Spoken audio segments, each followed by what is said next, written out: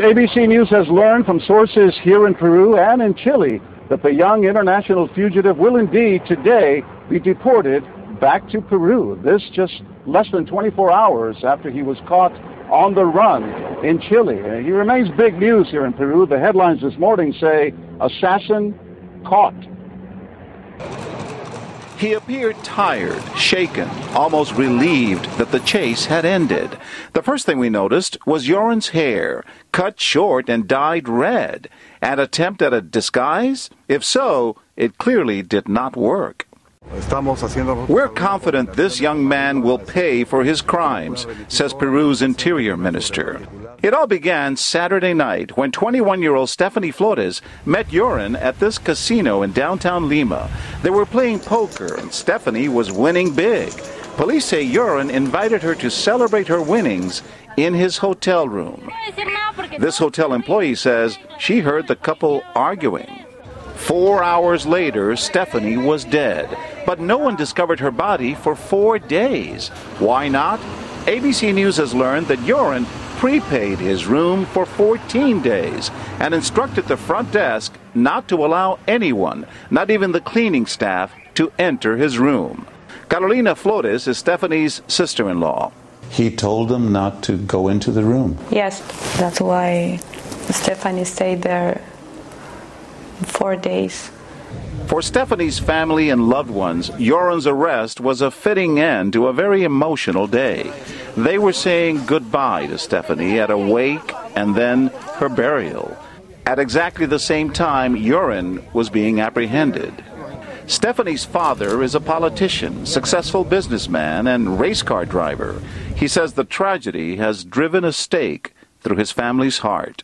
Joran was able to laugh at the crime he committed in Aruba, he says, but in Peru, he won't be able to laugh. And he's very thankful that authorities closed in on Joran so quickly. Now, he says, I will not rest until he's back in Peru. And that is exactly what sources will tell us is going to happen today, that Joran will be put on a flight at 8:30 this morning from Chile to the Peruvian border, and then from there flown to Lima, expected to get here sometime this afternoon. George? Okay, John, thanks. And joining me now from Miami, criminal defense attorney Roy Black. Good morning again, Mr. Black. Good morning, George. Okay, two very different cases. Natalie Holloway in this case here. Joran never faced charges in Aruba, but now he's being sent back to Peru. What do you expect next? Well, the prosecutor is going to file charges against him, and Peru has the investigating magistrate system, so a judge will work on it for 6 to 9 months, and then it'll go to trial before a 3-judge court. They don't have jury trials there, but 3 judges will make the decision. And what kind of punishment could he face? Well, they don't have the death penalty anymore in Peru, so he could get any term of years up to life imprisonment. So he get 20 years, 30 years, 100 years, or life. And does he have any chance, while this is all happening, of being released on bail? Oh, I'd say the chances are 0, particularly since he fled the country. I don't know if he dyed his hair or not, but that plus what happened in Aruba, there's absolutely no chance they'll release him on bail. And what kind of rights does he have? He's a Dutch citizen in Peru. Does he get a court-appointed lawyer from the state? No, he's going to have to be represented by a lawyer in Peru, and it wouldn't do any good to get a lawyer from the United States or Aruba because the proceedings are going to be in Spanish and it's going to be pursuant to the procedures they have there. So you would need a lawyer in Peru to represent you anyway.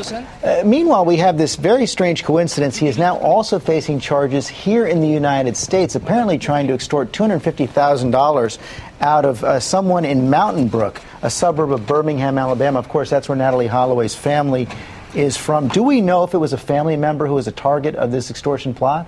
No, the U.S. attorney in her press conference didn't mention that. However, it's pretty obvious to me that they had spent some time setting him up with this and trying to lure him somewhere to get a payment so they could arrest him, extradite him back to Alabama, and then interrogate him about the Holloway murder and, of course, prosecute him according to this complaint. And he'd actually wired $15,000. He had been wired $15,000 from Birmingham. Yeah, and he was asking $250,000 to give information about what happened to Natalie and her whereabouts. He's been doing this with a lot of news organizations, apparently. That's how he's making a living. But I think the FBI was trying to get hold of him in Alabama and really interrogate him and see what they could do.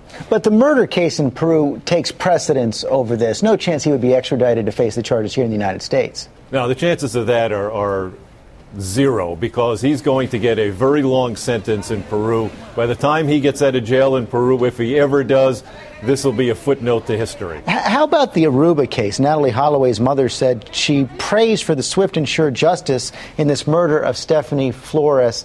Does this case increase the chances that the Natalie Holloway case could be reopened? I sincerely doubt it, because Peru is never going to send him back to Aruba. Once he goes to Aruba, it'd be very hard to get him extradited from there. So he's going to remain in Peru until he serves whatever sentence there is. Then they may deport him. But they could use the Holloway murder as evidence for proof in Peru. And I'm sure if he's convicted there, the Holloway family will either go there or send messages to the court to ask for a longer sentence because of Natalie's murder. Okay, Roy Black, thanks very much for your insight this morning. Thank you, George.